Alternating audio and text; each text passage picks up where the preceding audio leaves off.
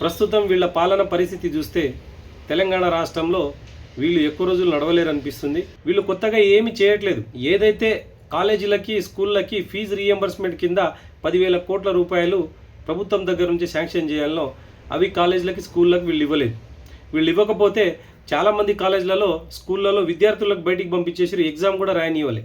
ఏదైతే బీర్లు విస్కీలు ఉన్నాయో ఈ కంపెనీలు తెలంగాణ రాష్ట్రానికి సప్లై చేస్తున్న ఏదైతే బీర్లు విస్కీలు ఉన్నాయో దీనికి సంబంధించిన బిల్లు తెలంగాణ ప్రభుత్వము 3,300 కోట్ల రూపాయలు ఈ కంపెనీలకు పే చేయాలి.